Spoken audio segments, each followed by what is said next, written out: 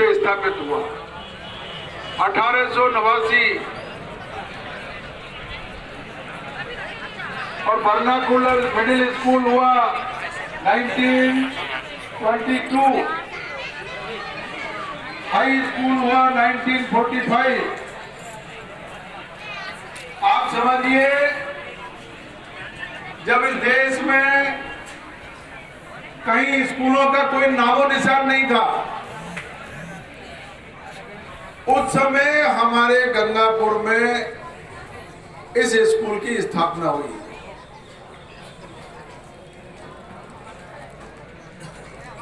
दिल्ली बॉम्बे की जो हमारी रेलवे लाइन और गंगापुर में हमारा स्टेशन, जहां अंग्रेजों का आना जाना बना रहता था, उसकी वजह से हमारे गंगापुर को ये फायदा हुआ। 1889 में पहली बार प्राथमिक स्कूल के रूप में हमारे इस स्कूल की स्थापना हुई, जिसके प्रांगण में आप बैठे हुए हो।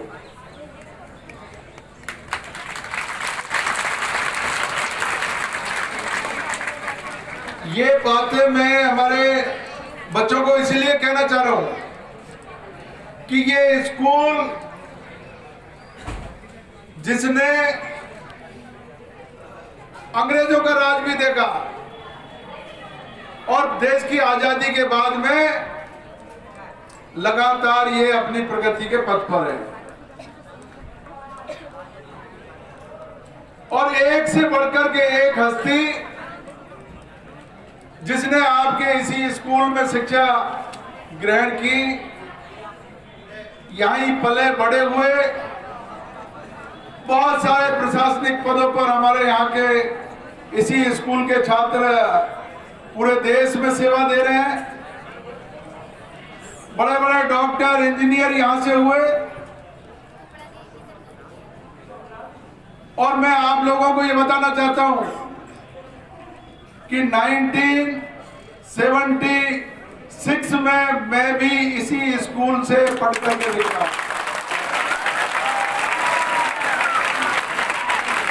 इसलिए आज आप लोगों के बीच में आकर के मुझे बेहद खुशी हो रही है कि जिस स्कूल की मिट्टी से मैं पढ़ करके आगे बढ़ा, जिस स्कूल की मिट्टी को हमने हमारे माथे पर लगाया, आज उसी मिट्टी की बदौलत मैं आज गंगापुर का राजस्थान की विधानसभा में प्रतिनिधित्व कर रहा हूं। ये हमारे इसी स्कूल के गुरुजनों की देन है।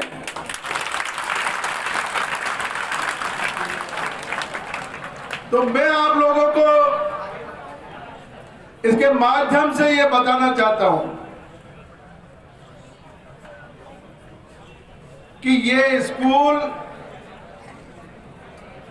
किसी भी रूप में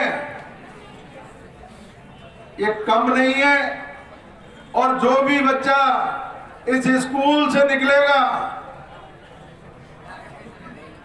मेरा ये मानना है कि वो बच्चा बहुत भाग्यशाली है और अपने जीवन में बहुत ऊंचाइयों तक पहुंचेगा।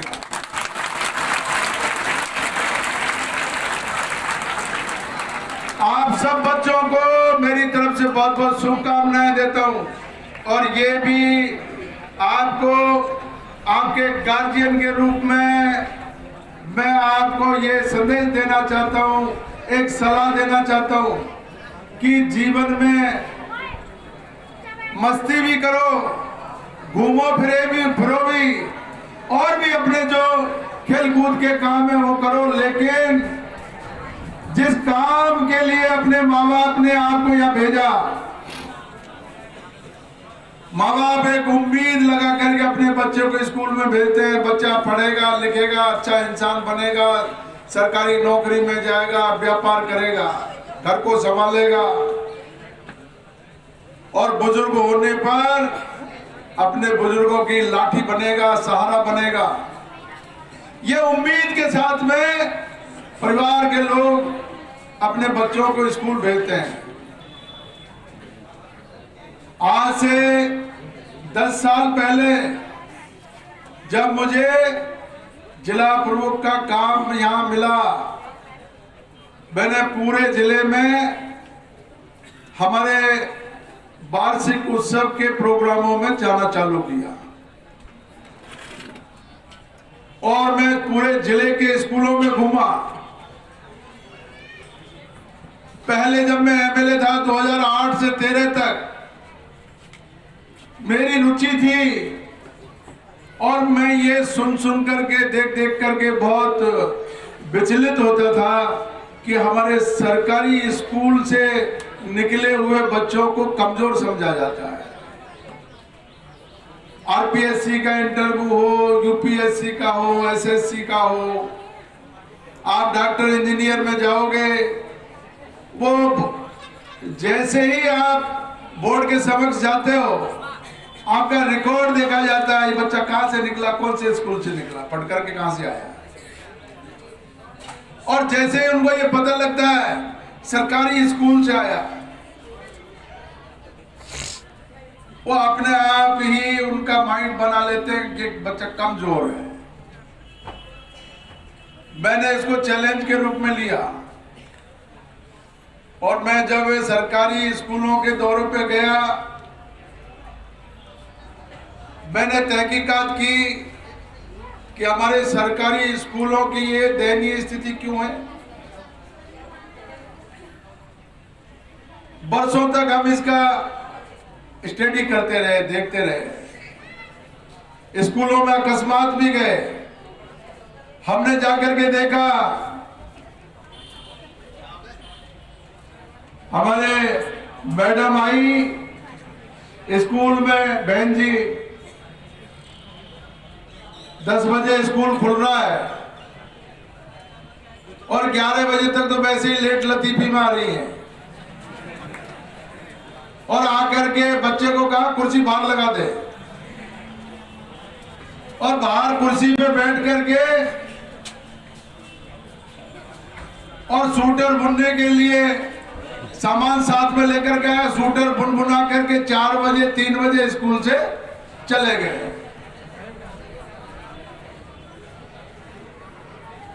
कई हमारे टीचर जो लाखों रुपए तनख्वाह लेते थे, सारी रात खेतों में काम करे, सुबह आकर के कुर्सी पे बैठ जाए। अब दिन में जब सारी रात अगर मान लो खेत में काम करेगा, दिन में आकर के बच्चों को कैसे पढ़ाएगा, सो जाता कुर्सी पे। मैंने एडीएम साहब को साथ में लिया, हमारे शिक्षा विभाग के तमाम अधिकारियों को साथ में लिया और उन लोगों को जो ऐसी लापरवाही करते थे उनका नाम धीरे से नोट करके और रखते और उनको ऐसी सजा दी, उनका महीने भर बाद में ही उनको सीधा गंगापुर से बाड़मेर दिखाया।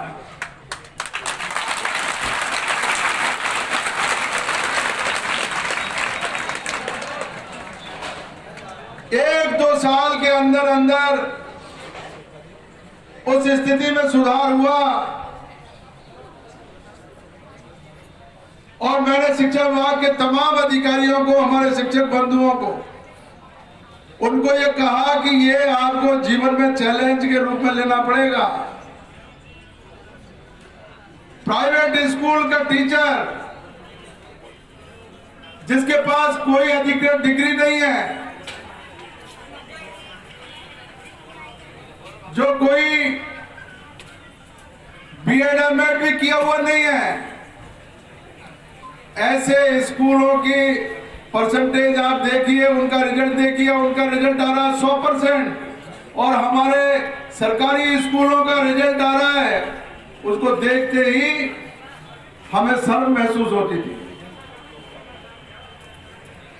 आज दावे के साथ कह सकता हूं मैं कि हमारे तमाम शिक्षा विभाग के अधिकारी और शिक्षकों ने इसको चैलेंज में लिया। अभी मैं कल परसों से लगातार स्कूलों के दौरे पे हूं। मैं रिमोट एरिया में गया, छोटे छोटे गांव में गया और सारे स्कूलों का अभी हमने दौरा किया। हमारे सारे प्रशासनिक अधिकारी हमारे साथ में रहे। अब हम देख रहे हैं सलेमपुर में गया, रिजल्ट 100 में से 100%। उमरी में गया 100%। कल टोकसी में गए 100%।